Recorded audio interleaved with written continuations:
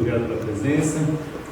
Dizer que tem uma lista aqui para vocês preencherem com o nome, essas coisas, né? Eu vou começar a entregar essa lista como uma maneira de homenagear a única pessoa aqui presente que viu o Homem das Cavernas.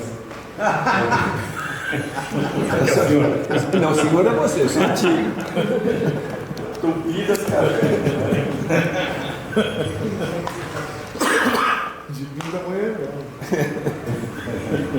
Ah, pior que eu sou casado com uma pinense. Mas eu usava pra ela. Ah, é?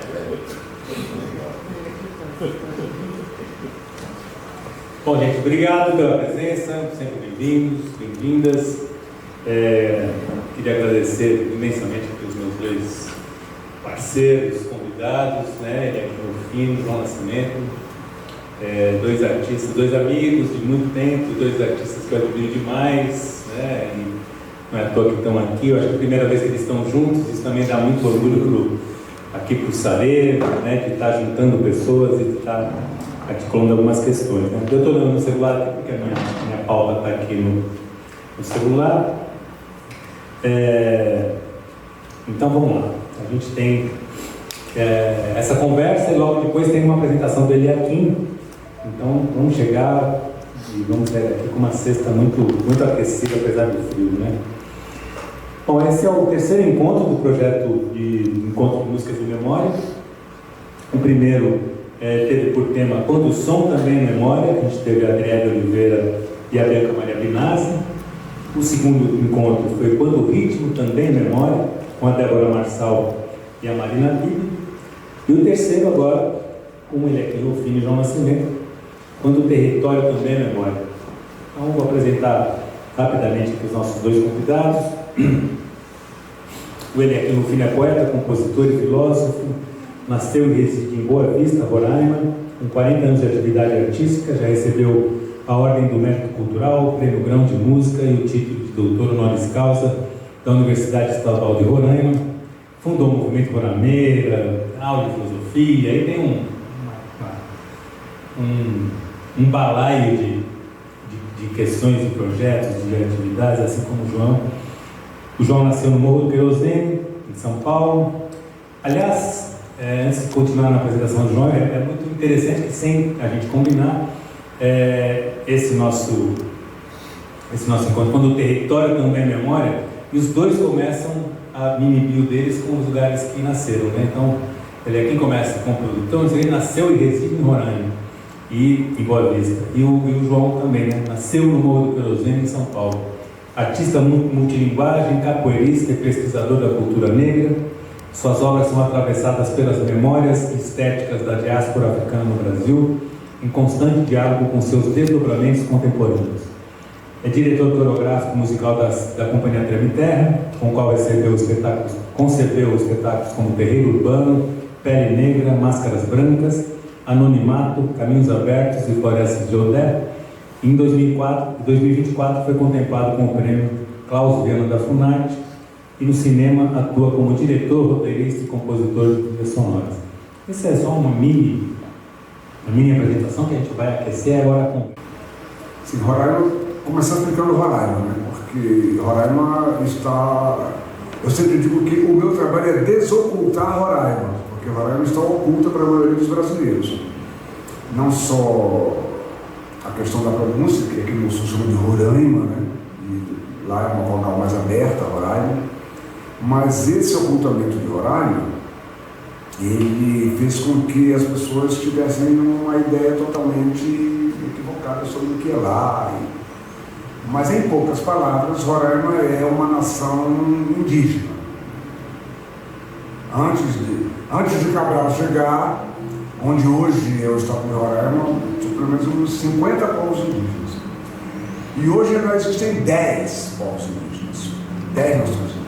A mais famosa é os Yanomami, que são conhecidos no mundo todo, por exemplo, pelas tragédias, né? E agora temos o líder dos Yanomami, o Davi Yanomami, que ele passou 30 anos escrevendo um livro, ditando um livro, que ele dominou a língua portuguesa. Ele ditou um livro durante 30 anos para um francês, o Bruce Albert. E uma coisa incrível, que o Bruce Elber tinha a mesma idade quando chegou na aldeia e eles passaram esses 30 anos, ficaram amigos e tudo que ele falava o Bruce anotava e depois ele organizou. É um livrão assim, vocês já viram, chama Queda do Céu. E hoje o Davi Yanomami é o escritor de Roraima mais conhecido no mundo todo, porque o livro saiu logo em francês, depois é que foi traduzido para português, foi lançado na Feira do Livro de Paris, o Davi foi lá e tal. Então o Davi hoje além de líder indígena, é escritor também, e com a Queda do Céu. Isso é só um parênteses que eu estava falando de Roraima, eu falei dos Yanomami, fui falar aí do Davi. Mas tem também os Macuxi, os Wapixana, os Taurepã, Igaricó, Sunamá, Patamona. Ainda é um estado indígena. E imigrantes, de todas as partes do Brasil. Roraima tem todos os brasileiros vivem lá. A maior parte são maranhenses, porque o Maranhão está muito próximo da Amazônia, eles são os primeiros a entrar na Amazônia, né? Ali na porta de entrada. E essa mistura, né? Duas fronteiras, fronteira com a Guiana Inglesa, o único país de língua inglesa na América do Sul é a República da Guiana, né? A antiga Guiana Inglesa. E a Venezuela. Então nós temos uma fronteira de língua espanhola, a 250 quilômetros de Boa Vista, e uma fronteira de língua inglesa, a 120 quilômetros, que é a Guiana. 10 nações indígenas e brasileiros de todas as partes do Brasil. Então isso virou um caldeirão em completa ebulição cultural, e se passou também tem a presença dos gaúchos lá, que é muito forte. Os gaúchos, onde eles chegam, eles montam um CTG, criam um Rio Grande do Sulzinho para eles continuarem vivendo, e cidades que não têm nenhuma resistência cultural terminam em Mato Grosso. Tem cidades mato-grossenses que giram em torno de um CTG. Então, somando tudo isso, né, essa ameaça gaúcha, né, vamos dizer, de transformar todo mundo ali botar para dançar o bandeirão, e mais os maranhenses, e mais o tal, e a fronteira, e isso tudo, então virou um faroeste caboclo, uma terra de ninguém, um lugar que não era de ninguém. Aqui não tem nada, aqui não tem... Se costumava sempre ouvir isso, né? E eu, como nasci lá, eu comecei a pensar que isso não era... Tem a questão do garimpo, né? Inclusive na década de 70, ainda durante a ditadura militar, foi erguido um monumento ao garimpeiro, que é um garimpeiro imenso. Que está na praça principal, não sei se é principal. Na praça principal. De maneira que quem chega em Boa Vista pensa que está chegando num garimpo, porque vê aquele garimpeiro ali, né? E é uma cidade, como foi um território federal durante muito tempo, vivia até hoje vive do contra-cheque, né? A economia do contra-cheque, que se chama, porque a maioria do dinheiro vem para os salários desses funcionários públicos federais que moram lá. Não tem por que eu estava numa rádio dando uma entrevista propondo a retirada do garimpeiro de lá, que há anos eu venho tentando derrubar o garimpeiro lá na praça. Aí o locutor disse: olha aqui, mas você colocaria alguma coisa no lugar do garimpeiro? Eu digo: um contra-cheque. Um contra-cheque no lugar. Porque da onde vem a grana, não é do garimpo. Pô. Então é isso, o garimpeiro é uma reação a tudo isso. Eu disse: não, que é isso? Vou criar minhas filhas aqui, nossos filhos aqui, não, vamos organizar essa questão. E aí, a primeira ideia foi não deixar ninguém de fora. Ou seja, o movimento roraimbeiro já é inclusivo antes da moda, né? Da inclusão. Incluímos tudo. Os guianenses são chamados de my friends, que eles chamam todo mundo de my friend. E os venezuelanos mira, né? Mira. My friends, mira, Macuxi, todo mundo. E os meninos que são mais da música, eu sou mais da letra, né? Eles fizeram uma pesquisa também sobre os ritmos e criamos uma coisa que batizamos de Macunaimeira, em homenagem a Macunaíma, que Macunaíma é a divindade, não é uma divindade, é um ser mitológico, né? atividade é um conceito mais ocidental, assim. E a gente batizou de Macunaímeira o ritmo, que mistura tudo. Tu ouve Macunaímando, que está no disco que tu estava ouvindo hoje, é o ritmo Macunaímeira. A gente pretende, né? Mas é uma mistura, lembra outros ritmos também. Então, o Roraimeira é a tentativa de esboçar uma identidade, ou identidade, né? Porque hoje em dia, quando se fala de identidade, não é mais no singular, é no plural. Né? Então, essas identidades todas, essa diversidade identitária aí, essa multiculturalidade, essa pluralidade aí, é que é a nossa identidade. É isso que o Roraimeira diz. Não, a diversidade é que é o lance. Então, aqui não tem nada, só isso, eu sou aquilo, eu sou aquilo outro. Então, é isso aí. E o Roraimeira, ele prossegue, né? Desde então... 40 anos de atividade, comemoramos o ano passado. Fizemos um show no Teatro Amazonas, onde o Roraimeira começou há 40 anos atrás. O primeiro show do Roraimeira, eu, Lívia Biseca, foi no Teatro Amazonas.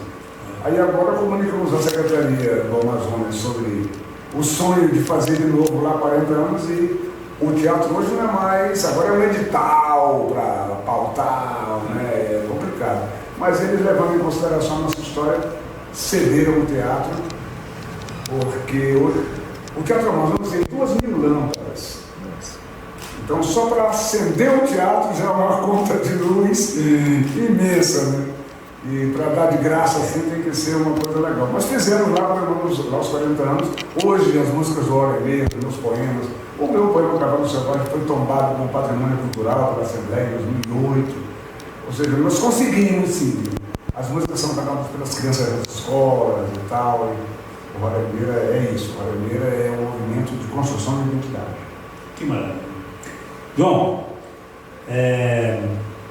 você nasceu no Morro do Querosene, né? Filho do mestre Dinho Nascimento, grande mestre, uma imensa referência na música brasileira, especialmente no berimbau.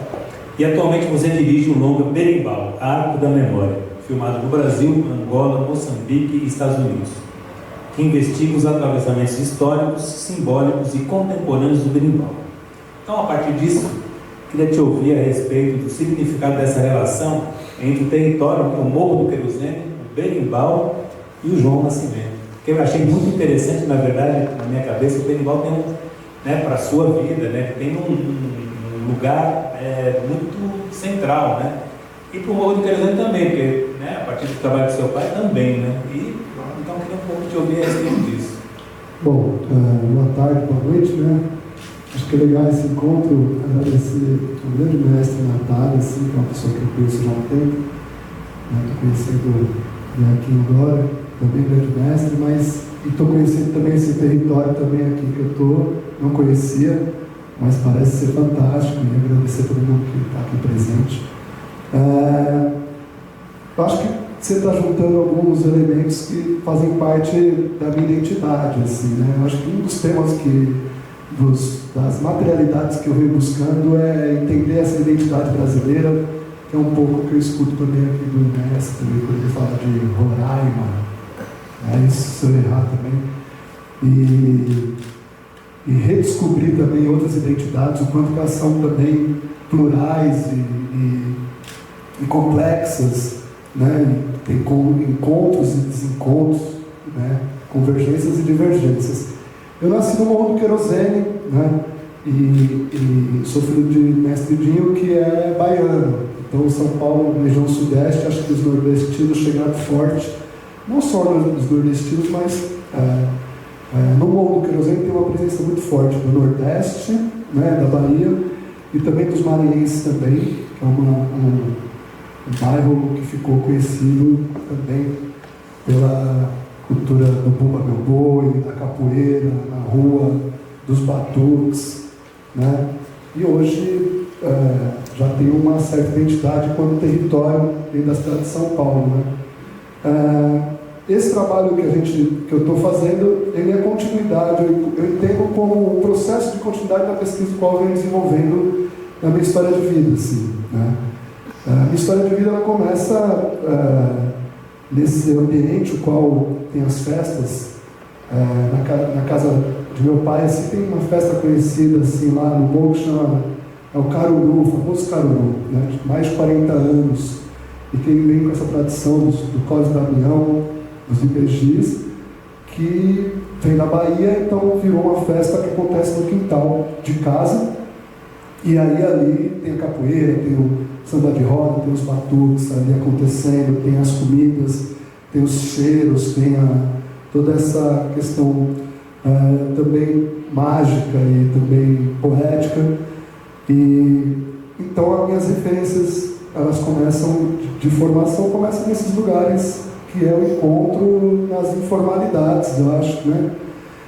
E depois eu me construí como uma pessoa que queria ser um músico, acompanhista, assim, queria acompanhar, percussionista, então fui adentrar no universo da percussão, que é o território ao qual eu fui buscar os elementos rítmicos, né, técnicos também de cada instrumento, que já é uma... Quando a gente fala que a gente é percussionista, é difícil você tocar todos os instrumentos de percussão, né?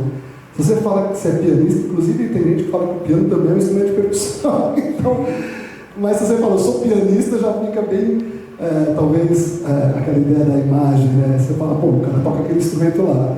Agora, o percussionista é um vasto território, assim, de possibilidades, né? Então, desde os instrumentos... E quando a gente pensa na percussão, abre-se também a ideia também de identidade também, né? Porque aí você vai ter, sei lá, os cachixis, os elementos chocalhos, que aí você vai ter uma mistura dessas matrizes africanas, mas indígenas também muito forte, né?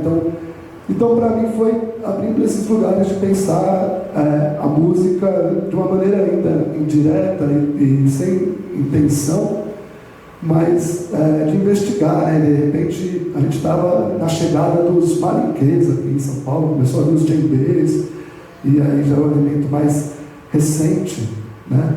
Mas, então, o meu território de pesquisa inicialmente é esse. Depois, por uma questão de acaso, eu chamo de acaso, eu me deparei com uma companhia de dança, e eu faço a direção de uma companhia de dança há 20 anos, e na verdade não é só dança. Então a arte negra era um elemento da junção, né? Até a gente brinca que ela não faz compartimento de...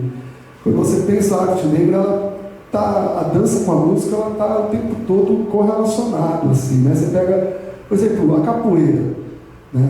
Que é o próximo trabalho que a gente está fazendo com a Berimbau, mas a capoeira, ela é um elemento que junta a musicalidade, o corpo, a resistência enquanto corpo de guerra, de resistir, de existir e tal, a política também, enfim, a luta, a arte, os tambores, você pega o tambor de crioula também, o boi também é assim, a dramaturgia.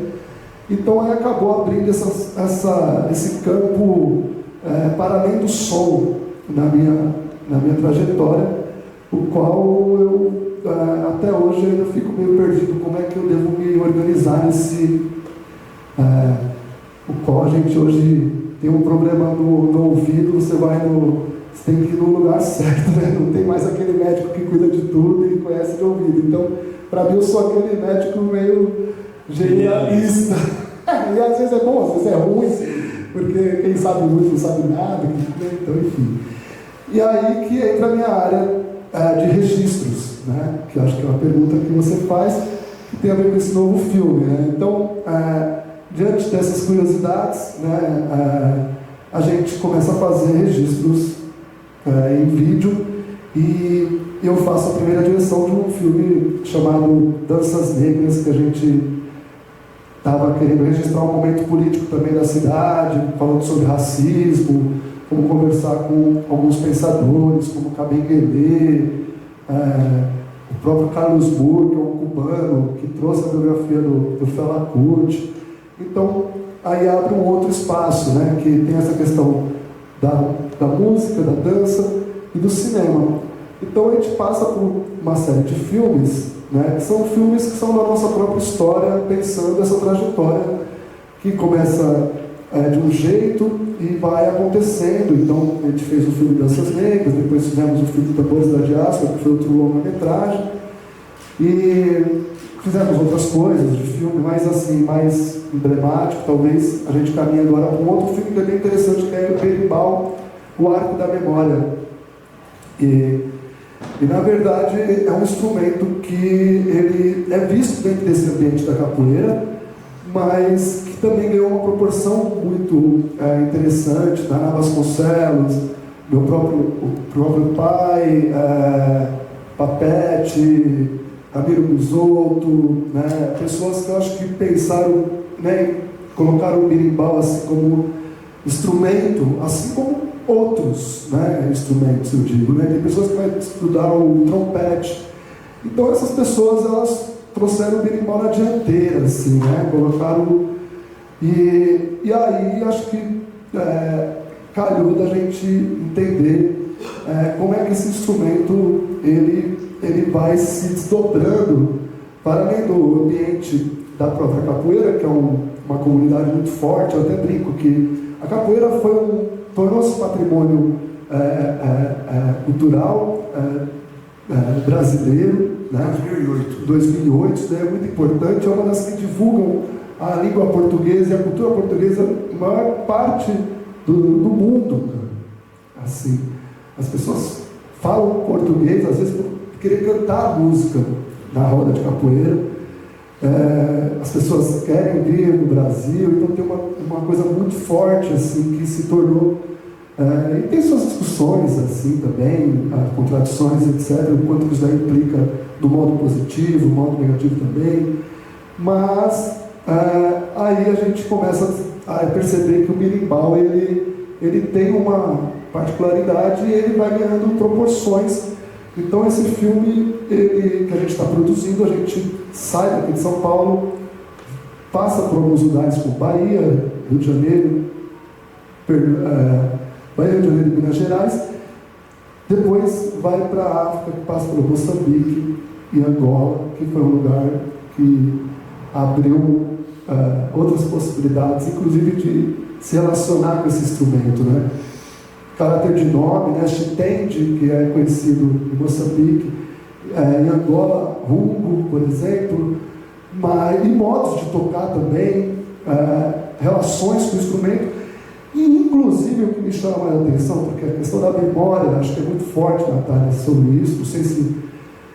Mas o quanto que às vezes o Brasil se tornou um lugar de guardião desse conhecimento. Então, você chega em Angola, não é fácil encontrar o instrumento. Olha que louco. Então, a gente tem a capoeira de Angola, por exemplo. Quem sabe da capoeira sabe que tem a regional, Angola, capoeira contemporânea, capoeira... Aí você chega em Angola, você vai atrás dos instrumentos, você não encontra com facilidade. Não é que não encontra. Você vai perguntar, Natália, pô, tô querendo conversar com alguém que toca berimbau. Você vai saber alguém que tem berimbau, alguma academia. Hoje você vai, todos os bairros tem uma academia, você vai escutar o som. E agora o que chama muita atenção para a gente é que esse instrumento ele vem se perdendo. E aí a gente, enquanto brasileiro, tentando encontrar esse instrumento, e aí vai abrindo várias discussões políticas, histórias e tal. Aí é um pouco isso, mas a gente vai desenvolvendo a conversa. Doido, né? O país de origem, né? O lugar de origem, não é nem país, né? Porque acho que nessa época nem tinha o país em si. Eu creio que o preconceito contra o berimbau é pelo fato que ele só tem uma corda. Só tem uma corda, mas dá muitas notas, né? Eu tenho que fazer de uma corda só. Inclusive, essa fala foi feita dentro da Universidade Federal da Bahia, por um professor lá, que saiu até no jornal e tal, né? Que aí o cara, de uma maneira racista, porque assim, se você não conhece, você não pode falar, né, diminuir. E ele falou o quê? E ele falou que hoje em dia, né, com essas inteligências artificiais digitais, é muito fácil procurar, né? Então, Google, e ele fala que ele dá uma diminuída, ele fala, lógico, né? O nego vai ter capacidade intelectual, o cara toca um instrumento de uma corda só, então quer dizer... Pois é, tá vendo? Agora é isso aqui. O preconceito vem porque só tem uma corda. Você sabia dessa situação, foi em 2007. Mas é que eu pesquiso isso, inclusive em 2008, quando eu sei, por exemplo, que a capoeira é jogada em 120 países e que o dinheiro que os mestres mandam para o Brasil é uma das maiores ingressos de renda que vem de fora do Brasil, os mestres que mandam para os familiares aqui. Ou seja, o Gil, quando tombou, que o Gil era o ministro, né? Em 2008, não foi só porque ele era baiano, ele era preto, não. É porque tem uma importância econômica muito grande. Lá em Boa Vista mesmo tem um mestre de capoeira, um mestre maluco, que ele, todo ano ele faz uma turnê na Europa, Ucrânia, Finlândia, Noruega, ele vai, todo ano ele é convidado para umas oficinas de capoeira. E em 2008 eu estava na direção do Departamento de Cultura da Universidade. E aí resolvi fazer um encontro das associações de capoeira de Roraima, que nunca tinham se confraternizado assim, e fiz uma música. Intuitivamente eu fiz uma música, que depois o mestre me disse que eu fiz a ladainha e o corrido, sem saber, cara. E a música hoje, que é um fenômeno também, que eles me disseram que nunca uma música migra da MPB para a roda de capoeira, geralmente é da roda de capoeira para a MPB, né? E eu fiz uma com a Euterpe que migrou da MPB para a roda de capoeira, que é Capoeira Identidade, na rua e no terreiro, defendendo a liberdade, agora é patrimônio brasileiro. Capoeira, escravidão, muito mestre prisioneiro, raiz da libertação, agora é patrimônio brasileiro. Aí o corrido.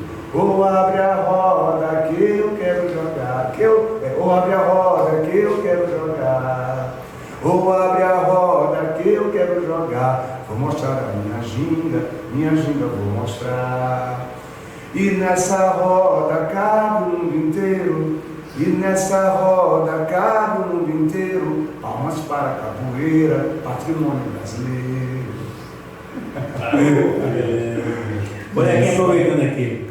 Só linkando aqui para a conversa dele. Então é isso, né? Um adendo. Na verdade, daqui a pouco vai ver. Daqui a pouco não, já virou uma roda aqui, né? Bom, você aqui é professor de filosofia, como eu já disse, talvez, não sei se eu te apresentei como professor de filosofia também. Fui. Poeta, músico da Amazônia, tá? Um profundo conhecedor daquele território de Roraima, onde eu aprendi a falar Roraima e não Roraima, e Macunaíma e não Macunaíma. Bom, mas você conhece profundamente aquele território.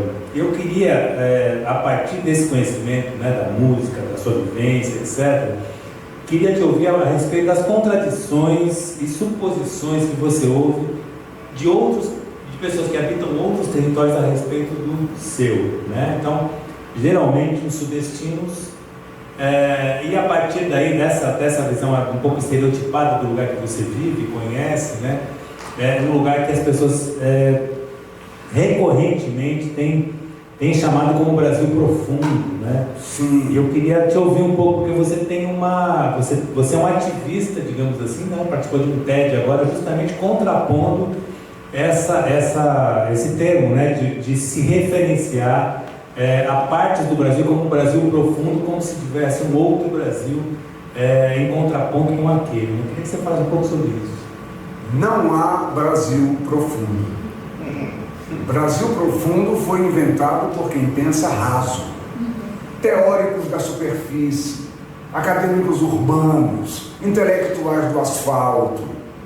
Brasil profundo somos nós, nortistas, indígenas, caboclos, quilombolas, ribeirinhos, povos da floresta. Somos vistos com desprezo, tratados como estranhos, olhados com desdém. É parecido com a gente, dizem os mais condescendentes. Nem parece que é do Brasil profundo, ele é tão inteligente, sussurram entre dentes. Quem inventou o Brasil profundo nada na superfície de um Brasil colonizado. Não há Brasil profundo. Há pensamento raso. Não há Brasil profundo. Há preconceito e atraso.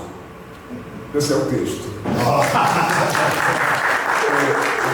Esse é o texto do Brasil profundo que está causando uma polêmica agora, porque os que defendiam isso agora passaram a fincar resistência, né? Porque eu simplesmente destruí o conceito, né? Eu desmontei esse conceito, mostrando que não é um elogio, é uma humilhação. Isso é uma humilhação moral, social e cultural. Longe de ser um elogio, é uma ofensa. E inclusive no meu discurso do TED, eu falei isso, que o momento agora é de ouvir o que nós temos a dizer. Ninguém nunca parou para ouvir o que a Amazônia teve, as vozes da Amazônia, os saberes ancestrais, os saberes das pessoas que vivem lá. Ou seja, não há, fala-se muito, ficou na moda também uma coisa de lugar de fala, né? Virou moda essa expressão. E eu defendo o lugar de escuta, porque o lugar de escuta ele antecede o lugar de fala, né? Ele precede o lugar de fala. Não há lugar de fala sem um lugar de escuta, né? Então, quando se fala da Amazônia, pessoas que não têm nem lugar de fala, nem lugar de escuta. Ou seja, virou só uma... E é uma tentativa, digamos assim, mesmo que não seja consciente ou inconsciente, de quase de uniformização do território, né? Como se tudo pudesse ser interpretado a partir de uma visão homogênea do... Por exemplo, a história do Macunaíma e do Macunaíma. Quem é Macunaíma? Macunaíma é um ser mitológico das cosmogonias Macuxi. Na verdade, é de um povo, é dos Tauepã. Mas depois a coisa virou pluriétnica também, né? Então tem os Macuxi reconhecem Macunaíma, os Wapixana também e tal. Mas Macunaíma, Roraima, Pacaraima, esse sufixo ima quer dizer grande. Por exemplo, lá o Monte Roraima, o nome do monte, né? Roraima, né? É o grande verde, é o verdão. É o verdão. E Macunaíma é o grande mal. Macu é mal, Macunaíma mal. É grande, o grande mal. Ou seja, é um ser mitológico que ele é... O lance dele é fazer maldade. E é por isso que ele está na mitologia. Agora, os missionários depois linkaram como se fosse uma divindade dos índios e tal, e meio que deturparam isso.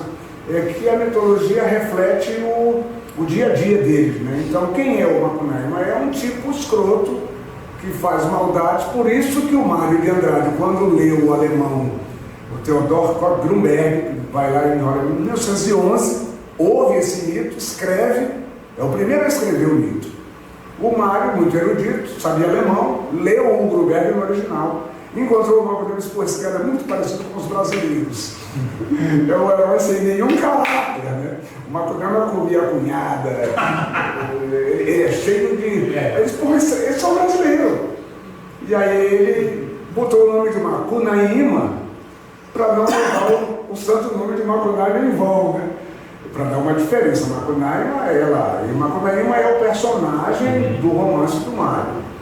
E no museu lá na Alemanha tem cartas do Mário em alemão pedindo que a pesquisa do Grunberg viesse para o Brasil. Nós temos direito a isso. Ou seja, o Mário estava...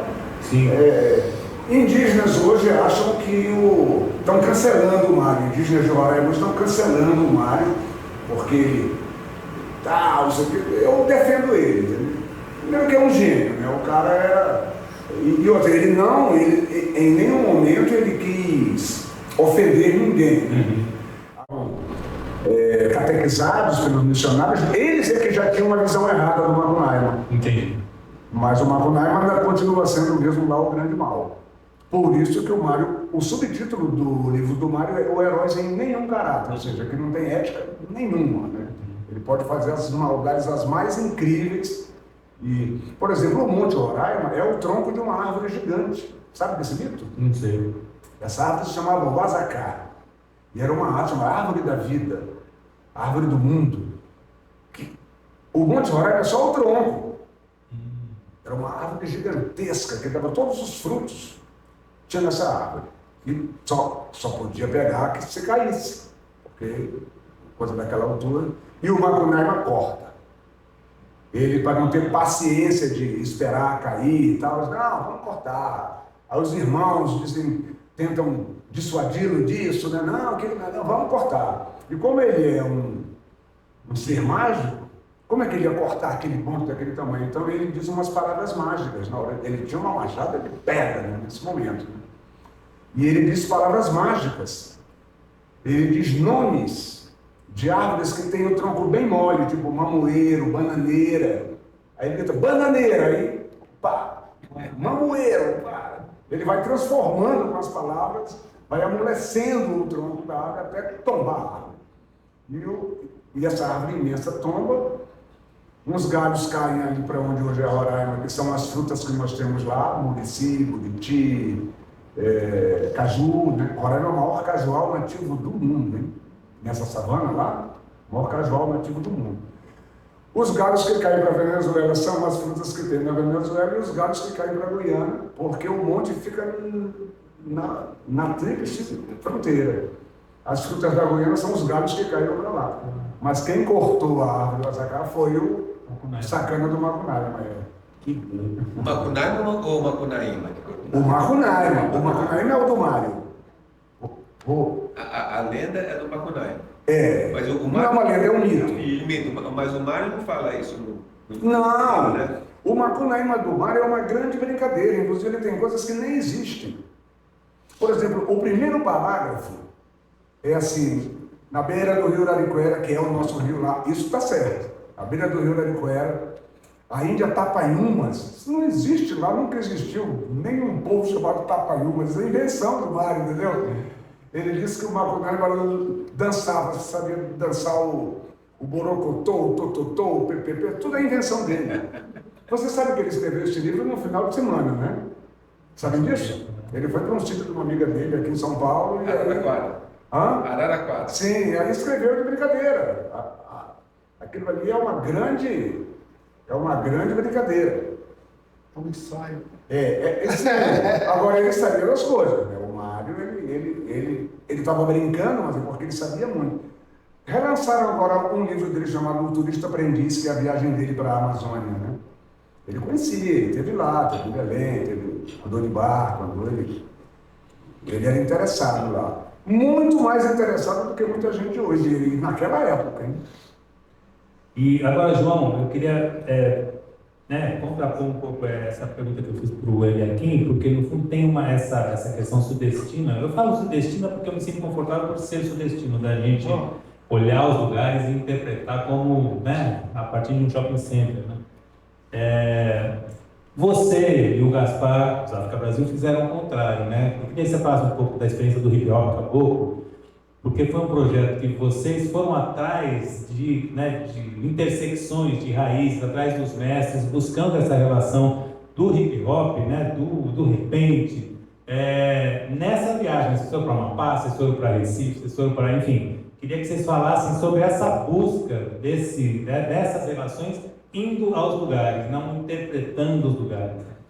Engraçado, né? Que eu acho que a gente vai vivendo, a gente vai, pelo menos eu, né? Eu percebo que eu vou passando por momentos da vida, assim, né?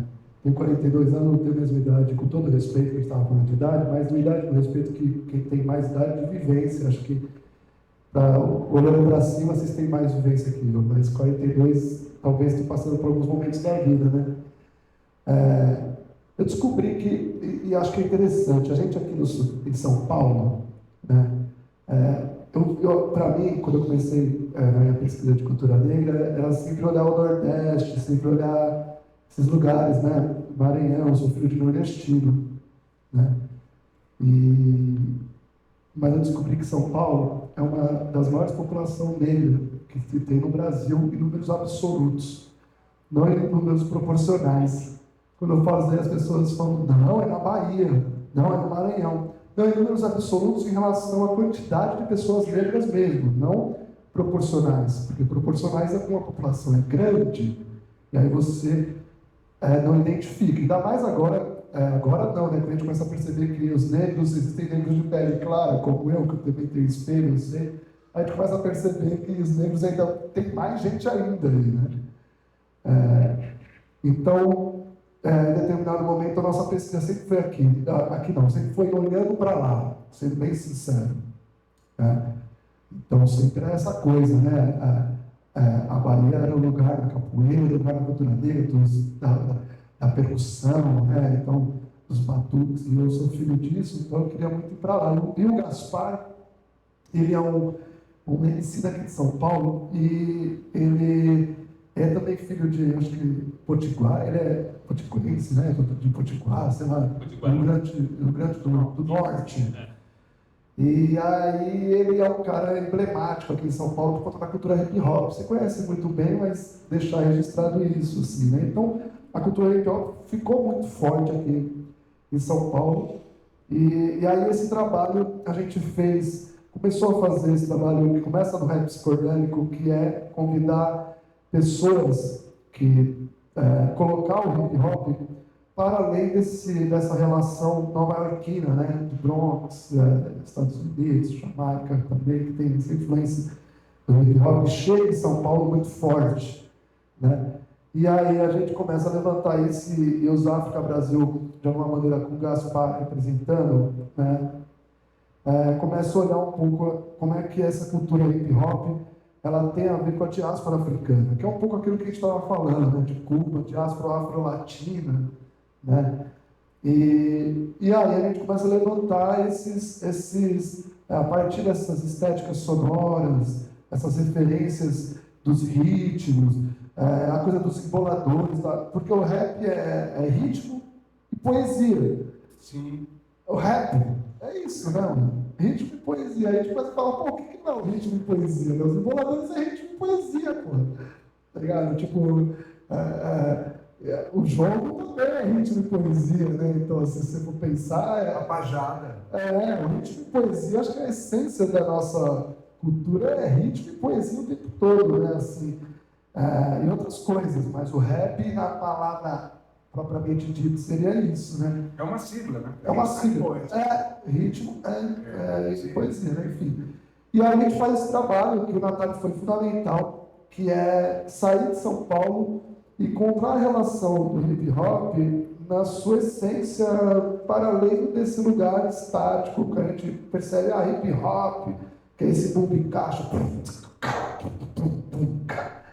mas pensar nessa essência dos ritmos, da poesia, do mestre de cerimônia, né, que tem uma coisa muito forte também na cultura popular, que são os mestres de cerimônia, aquele que apresenta a festa e faz essa relação de receber as pessoas, né, de ter... E aí a gente sai daqui de São Paulo, diante dessa bagagem já, tanto o hip hop e a relação que a gente já vinha fazendo nessa pesquisa, e vai para 5 estados, que é Maranhão, Pará,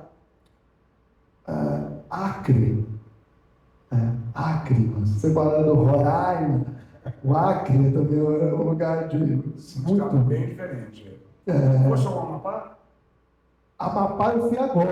A gente se encontrou lá no Acre, né, Mestre? E aí, assim, então a gente teve a oportunidade de chegar no Acre, e aí a gente vai lá para as aldeias de Xarenal, perto do município de Feijó. Né? Então, Roupas lindas que a gente tem. Incrível! E aí eu acho que a gente tem muito bem essa ideia do Brasil profundo, né? Que assim, eu gosto dessa subversão também. Né? Eu acho que o jazz passou por isso, né? Aquela coisa que Carlos Moore falava assim, pô, tudo que os caras não conseguiam entender, eles falavam que era o jazz. Eles fazem o jazz lá. Os brancos falavam isso, né? Porque os caras não conseguiam entender aquelas coisas tortas. Sabe? Os caras dizem, é o jazz. Tem a expressão, né? Tipo, é o jazz, faz os jazz lá. O negro é uma palavra também dada pelo branco, né? Tudo que não era branco, igual eles, caucasiano, puro, era negro. Então tem o preto da terra, tem o negro da terra, tem os negros asiáticos, tem os negros... Tudo que não era aquela pureza. Então, quer dizer... tudo, aí você pode também se ressignificar também, depois de um tempo, você vai falando, Então, eu acho que o Hip Hop Caboclo, que é esse documentário, depois se tornou um documentário, né, mestre? Mas a gente sai daqui com a ideia de fazer uma pesquisa de interação também. O Hip Hop Caboclo é um hip hop descolonizado. Cara, aí assim, pode ser. Essa é sempre uma tentativa, né, cara? Eu até brinco que a gente está sempre buscando esse lugar, né? Porque a colonização foi tão forte que é sempre uma busca, né? A descolonização. Mas o hip hop acabou com sair de São Paulo, ir até o Maranhão, ir até o Pará, conversar com os... a gente conheceu o Damasceno, que acabou de falecer agora, recentemente. Um dos maiores conhecedores de carimbó, da Ilha do Marajó, é incrível esse lugar. Eu não conhecia, por isso que às vezes rolam uns preconceitos também nossos. Também. Porra, eu não sabia que lá se cultuava o búfalo, tá ligado? Eu achava que não tinha, tá ligado? Você chega lá, os búfalos estão debaixo eles vivem debaixo das águas. Eu descobri que vivem assim, eles não aceitam cerca, por exemplo, eles destroem a cerca, então você não é tratado como as carnes de búfalo e tal. E tem o carimbó muito forte, que a gente conhece o pinduca, porque foi gravado, né? Agora a gente conhece, tá Tamacento, Donete, está muito forte, aqui, pelo menos aqui no Sudeste. Verequete foi um dos... Gigante, que eu acho uma pena, porque quando faleceu, talvez não teve essa proporção toda que merecia, né? Então, Tem um disco do Verequete só, né? Daquele projeto do Pará. Sim, Mas acho que é o único disco que tem, né? De Verequete. E eu tenho um dele, eu acho que tem 2 discos do Verequete, se eu não me engano. Eu tenho um dele. Mas é isso, assim. Então, eu acho que tem um caminho de descobrir lugares que são diferentes ou semelhantes, entender as similaridades. A gente vai até... Tem um rapaz nesse projeto que a gente fez, que depois se transformou em um documentário, porque já tinha a ideia de registrar e tal, Mestre Avelino, do Recôncavo. E a conversa com esse cara, desculpa me estender aqui, mestre, mas foi incrível, assim, Recôncavo Baiano, porque o cara tinha, quando a gente conversou com ele tinha mais de 90 já. E aí você pensa, onde é que ele está? Está ali no Recôncavo Baiano, ali do lado de Santo Amaro. E na conversa com ele está registrado. Ele começa a reivindicar as autorias de grandes sucessos que é tido como domínio público. Tem a ver com memória nisso daí. Então, para mim, acho que nesse trabalho, assim, pensar um pouco que o Brasil profundo é aquele que a gente desconhece, mas não é tão profundo, porque a gente às vezes pode ser profundo também, se você for pensar de um ponto de vista oposto, né? A música do Brasil tem autoria, a música do Brasil profundo é domínio público. Então, domínio público, ou então, tem várias palavras, né? A world music, tudo aquilo que você não consegue definir, aí tem a prateleira da época dos CDs, dos discos, o que é? World music, aí você encontra lá, Naná Vasconcelos, world music. O que faleceu agora, o grande, né? Hermeto, world music, sei lá, Sivuca, world music. Você fala, porra, velho, os caras tudo música do mundo. Você fala, que mundo, mano, tá ligado? Tipo, que mundo é esse, mano? Tá ligado? Que é tão amplo assim. Porra, qual é a música que não é world music? Se você pensar ao pé da letra, ao pé da palavra. Todas são, a sua também, a minha também, ela gaveta O conceito de world music é que a banda tenha pelo menos um instrumento tradicional para se chamar de world music. Basta ter um berimbau, por exemplo, numa banda, já é world music. Talvez exótico, então, né? Sei lá, tipo... Mas você continua assim, né? As coisas que não se consegue, né? Por um compartimento, aí escapa, isso aqui é genérico. Então, eu queria agora, Eu só queria só um adendo aqui.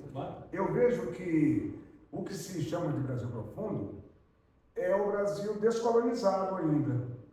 Entende? O Caetano fez uma música em homenagem a Raul Seixas que se chama Rock em Raul. E é como se fosse o Raul Seixas cantando na primeira pessoa. Não sei se vocês conhecem essa música. É quando eu passei por aqui, a minha luta foi exibir uma vontade felada da puta de ser americano. Ou seja, o pessoal exibe a vontade felada da puta de ser americano, né? E aí o que não é isso é Brasil profundo, né? Eu me arrisco, né? Que a gente foi agora para Amapá, a gente foi até a Guiana Francesa, imagina. E aí eu falei assim... Vamos lá, fosse lá no Curiaú? Na Guiana Francesa, cara, é um lugar... No quilombo do Curiaú. E no Amapá fomos no quilombo, se apresentamos no quilombo do... não sei o que, Patozinho, quilombo... Do Laguinho? É o do Curiaú. Que fica Curiaú, tem o Batuque e o Marabaixo. Vamos lá, cara. Lá que são os ritmos do Amapá. A gente foi até o Iapoque, velho. Ah, legal. Lá em cima. E eles têm muito contato com a Guiana Francesa, né? Cara, é outro universo. Enfim. Como falta a gente conhecer os lugares. Uma curiosidade lá de Macapá é que a caixa de Marabás, tu adquiriste alguma caixa lá? Tu compraste essa caixa de Marabás? Eu não cheguei a comprar, É eu vi. uma coleção de... Não, eu até perguntei, o pessoal falou, não, vamos arrumar e tal, eu não cheguei a trazer. É o mestre Bolão que é o maior fazedor de caixa de Marabás, o mestre Bolão. Mas uma coisa interessante lá de Macapá é que as caixas d'água da companhia de água da cidade, as caixas d'água têm a forma da caixa do Marabás. Olha a identidade. Que legal. Olha a identidade da parada. A caixa d'água. Toda casa tem. Não, esses reservatórios da companhia, entendi. esses grandes reservatórios que ficam assim, o formato é a caixa do Marabás. Que legal. Teve uma situação que aqui em São Paulo seria muito forte, que tudo que não era arte hegemônica ou arte eurocentrada, vista por esses valores, né? Enfim, a gente poderia ficar horas falando sobre isso. Em determinado momento foi marginalizada essa cultura, né? Então, aqui em São Paulo tem uma relação da periferia. E se construiu um movimento muito forte de arte periférica, os saraus, a cultura. Então, essa ressignificação, ela aconteceu de uma maneira aqui em São Paulo, a gente pode falar sobre isso. Que essa ideia, primeiro foi falar as periferias como lugar de marginalização de tudo, do território, mas também, aí hoje você pensa, pelo sentido simbólico, a arte periférica tem a questão do território, mas tem a questão também do modo que começou a se produzir a arte aqui em São Paulo, porque a gente já pode dizer que tem um modo periférico de se produzir arte. E quando a gente esteve agora no Amapá, que encontrei com o mestre lá no Acre, aí eu comecei a falar, mas daqui é o Brasil, é a periferia do Brasil. Eu tenho um clipe no meu. É a periferia do Brasil. Não pelo sentido, como fizeram com a gente, de marginalizar, mas de entender que ali tem uma potência que está fora do mainstream, está fora dessa hegemonia que a gente vai identificando. Então, quando você chega no Xamenaua, se você for entender, eu sei que você entende de música, você vai entender os compassos, você fica horas para falar, porra, é 7, é 6, é 4. Você fica horas para falar. E na verdade você pode tentar encaixar isso no seu conhecimento, você tem que tentar entender a lógica do pensamento artístico que ele está propondo. Eu tenho uma música chamada Periferia do Brasil. Aí, então eu cheguei mais próximo, eu poderia até ter errado. Deixa eu fazer mais uma pergunta para vocês, porque a gente está chegando que a gente vai ter a apresentação do querido Eliakim aqui, né? Antes disso, eu queria aproveitar que tem a nossa... Já convidei o João para participar também. Não, agora vamos... Mas ainda tem conversa. Eu só queria dizer que em novembro a gente vai ter o 4º encontro dessa questão, né, de memória. Esse aqui é quando o território também é memória. E o 4º encontro vai ser quando resistência também é memória, né? Então, por falar em memória, falar em resistência, vai ser eu não sei se está aqui o representante do Memórias Carandiru, mas está aqui falando em resistência, falando em música, falando em memória, né? Um representante, né? Um integrante de uma família muito importante para o Brasil, que começa, pelo que eu sei, claro que começa muito antes disso, mas começa pelo Brasil como referência, né? Solano Trindade, um grande mestre, um grande ativista importantíssimo do movimento negro, para o teatro brasileiro, para a música brasileira. Raquel Trindade, filha de Solano, e Vitor da Trindade, que vai estar conosco aqui no encontro de novembro. Opa. Mestre, obrigado pela presença e obrigado por participar em novembro com a gente. Então, viva Solano Trindade. Eu queria fazer mais uma pergunta, e aí a gente daqui a pouco vai encaminhar para o segundo tempo, né? No primeiro tempo, que a gente partiu aqui do princípio da nossa conversa que quando o território também é memória. Isso, a princípio, está claro, a gente podia conversar uma semana sobre isso, mas essa constatação de que território também é memória, a gente falou até dessa questão do Brasil profundo, de como as pessoas veem, etc, etc. Mas eu queria ouvir de vocês agora o ao contrário, de uma certa maneira, que a pessoa que sabe que território é memória, que precisa destruir essa concepção, porque sabe que o território é memória, né? Então, estou falando, por exemplo, dessa questão que o pai é um mundo, Donald Trump, há uma necessidade da destruição da simbologia do território para que tudo pareça o mesmo shopping center, né?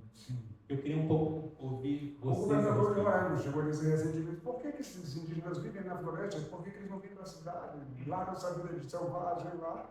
Não tem noção. Pode fazer um garimpo à vontade, sim, né? Sim, Então, eu queria ouvir vocês sobre esse contraponto, porque no fundo, às vezes, a gente fica um pouco teorizando e conversando sobre essas experiências, etc., mas a gente se esquece que tem gente que sabe exatamente que território é memória, e por isso quer destruir essa relação. Sim. Né?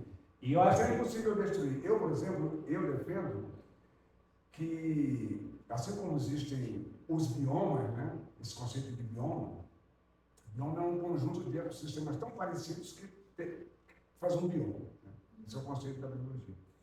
E o bioma se expressa culturalmente. Todo bioma tem, assim como aquelas plantas estão adaptadas ao bioma, os animais daquele bioma ali, a cultura também. A cultura também. Há uma expressão natural, há uma expressão cultural natural daquele bioma. Então, é claro que quem vive lá na Amazônia, no meio da floresta, mesmo que tenha 1000 influências e tal, mas vai ter coisas tão marcantes no território. Né? Por exemplo, a Amazônia é uma hidrorregião, é uma região de muitas águas. Então, lá, por exemplo, saber nadar não é um esporte, é uma questão de sobrevivência. Se souber nadar, tu morre. Então, quem vive lá dá um jeito de aprender a nadar. Ou seja, é uma expressão cultural do bioma. Se ele vivesse lá num deserto,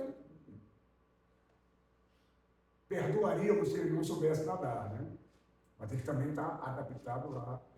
Eu defendo isso. Eu defendo que o bioma se expressa culturalmente. Então, quando você está afinado, alinhado com ele, consciente dele. Agora, os americanos chegam e eles destroem tudo. Por exemplo, se você lembrar de um samba antigo que era: o menino da mangueira recebeu pelo Natal um bandeira e uma cuíca que lhe deu Papai Noel, um mulato sarará, né? O menino da mangueira, olha o que o menino da mangueira recebia: um bandeira e uma cuíca. Isso foi um tempo atrás. Nesse berço do samba, hoje é o quê? O rap, o hip hop e o funk. O menino da mangueira não recebe mais o bandeira e a cuíca.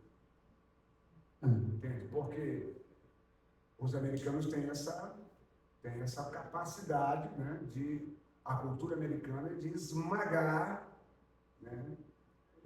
Assim, indo nessa direção, eu fiquei um pouco impressionado, por exemplo, quando passando pelo Acre, existe uma parte de uma não posso dizer, não sei se é exatamente uma política, mas talvez no sentido amplo da política, até destruir, por exemplo, a imagem do Chico Mendes. Né? Sim. De tipo assim, não, ele não era isso, ele era um cachaceiro, ele era... Então, assim, esquece essa pessoa. É tipo como se não dá para eliminar do mapa, porque ele está enraizado ali, como você falou, faz parte do bioma. Mas há uma tentativa de... E ele, embora fosse um cara sem escola, né? Mas ele era consciente disso. Ele era uma expressão do bioma, tanto que ele queria a floresta em pé. Quem matou ele é quem quer fazer pasto na Amazônia, quer roubar a floresta e botar no pasto. Né? Eu tenho uma música do Chico Mendes, chama Chapuri. Como, Chico Mendes? Não, pensou-se ele fazer um show lá em Chapuri, em homenagem a ele, e aí o Sérgio Souto, que é do Acre, pediu para que cada um de nós fizesse uma música, e eu fiz, como ele já tinha morrido, eu fiz um reggae, para não fazer nada muito fúnebre. Chapuri do Aquiri, Chapuri do Aquiri, Chapuri de Chico Chapuri, chá de Chapuri, Chico Chapuri. Teu sonho ninguém vai matar, que viva a seringueira. Povos da floresta, vamos continuar. filhos da Amazônia, os novos franciscos vão se levantar. E para passar a bola para você, João, eu queria, nessa questão do território que eu acabei de falar, um pouco, está todo mundo, acho que aqui, né, a boa parte do Brasil, abismado, chocado com a chacina no Rio de Janeiro, né? Então, que é sempre esse não território, né? Tipo, olha, invade lá, porque lá tudo pode. Você pode matar, mata 160, que tá tudo certo, é bacana, é bonito, eu vou ganhar voto com isso. Então, um pouco dessa questão desse... Eu acho que a gente está vendo essa questão, né, do apagamento de memórias acontecendo, né? Porque sempre tem uma certa justificativa para chegar e tentar anular o território, porque você cria uma espécie de inimigo. Isso daí aconteceu também na ditadura. Você precisa ter uma ideia de inimigo para poder justificar aquele genocídio, né? Isso daí também está dentro de uma ideia de território, porque de apagamento de memórias, de entender que aquele espaço é um espaço que vai além daquelas águas que estão ali, né? Então, isso daí não aconteceu agora na Faria Lima, que prenderam a maior quantidade de dinheiro do tráfico, do crime organizado, e ninguém morreu por conta disso. Muito pelo contrário, se você for acompanhar, daqui a pouco eles estão soltos, respondendo em liberdade, né? Então, eu acho que isso daí vem desde a época de que, quando a gente vem do processo da escravização, que não foi dado nenhum instrumento para os negros colocarem nesse navio negreiro. O que foi dado, na verdade não foi dado nada que não foi de algo violento, mas o que se tinha eram os valores simbólicos e subjetivos dos conhecimentos que estão na cabeça de cada um que estava ali naqueles lugares e que se preservou. E que teve que se ressignificar em um território com madeiras para poder refazer esses instrumentos, e as suas tecnologias, os saberes disso. Então, não podia trazer nada, ele tinha que dar umas voltas numa árvore para o esquecimento. esquecer, né? Então, assim, a ideia de valor, se você for pensar a favela, você não tem materialidade na ideia. O que tem de valor são o simbólico, o espaço da subjetividade, dos saberes. Então você anula esse território porque você sabe que ali tem uma potência, não só uma potência de construção, potência criativa. Então uma das fases do racismo é entender que o negro não tem poder de criação, né? Não tem poder, então ele nasce, tudo está dentro, imbuído no sangue, ele já sabe fazer aquilo. A percussão ele já nasce tocando, não, ele não nasce assim. Ele nasce dentro de um espaço que ele tem poder intelectual, poder de elaborar conceitos e poder de construir ideias. Resgata-se agora a filosofia africana. A filosofia africana. Então acho que tem uma distribuição da favela que não é de agora. Agora morreu 120, que eu acho que aí é o achismo, aí pode ser conspiração, briga do tráfico com a milícia, que está aparecendo um pouco mais, usando o poder público a favor do interesse de milícia. Para mim é isso que está acontecendo lá no Rio de Janeiro. Porque quantos anos já existe o crime, e acho que essa fala é muito no sentido que eu vejo, está defendendo o criminoso, né? Não, o criminoso, se a gente for ter que matar, toda vez que a gente vê um criminoso, tem que começar matando os criminosos, que agora o Bolsonaro já foi decretado que ele é criminoso. Foi julgado, não tem muito. Então tem que matar, né? Então é pena de morte, mas a pena de morte acontece nesses lugares no qual o poder, quem decreta a pena de morte é o cara que está lá com a arma na mão, é ele que vai dizer, vou matar e acabou.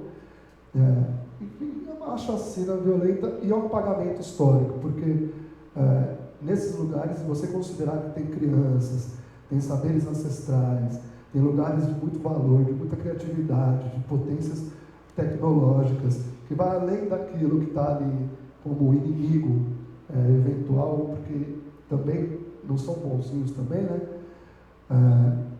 Eu acho que não teria esse tipo de matança, teria um respeito também com essa comunidade, que inclusive uma quantidade absurda de pessoas inocentes que estavam ali. E eu fico imaginando se eu estivesse lá. Porque se você olhar aqueles corpos que estão ali no chão, que é muito forte isso, são pessoas, homens, a maior parte, teve a Japinha, teve algumas mulheres, daí acontece também, homens, a maior parte homens negros, inclusive homens negros de pele clara, muitos, assim como a gente vê no presídio. Então, daí não é uma disputa de narrativa, mas é uma realidade, se você olhar, e com idade de 15 a 40 anos. E aí você pensa, por exemplo, eu tenho um irmão que é dependente químico. Então você pensa que você pode ter uma pessoa na família que está envolvida no crime. Agora você acha que um cara que está com um fuzil, ele vai identificar você do seu irmão, por exemplo? E o dependente químico não é um criminoso. Não é colocar isso como tudo a mesma coisa. E mesmo que fosse um criminoso, não existe na Constituição algo que permita matar a pessoa que é criminoso. Não existe isso, não está na garantia da Constituição que existe um aval que permite a polícia falar, é criminoso, então tem que matar.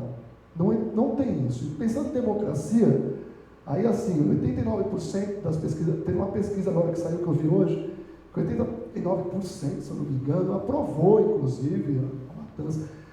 A rede social do governador subiu para 800 mil novos. É um potencial futuro presidente, assim, não que eu acredito, tá ligado? Mas assim, o bagulho é muito louco, tá ligado? Então assim, mas não existe na Constituição algo que legitima esse tipo de situação.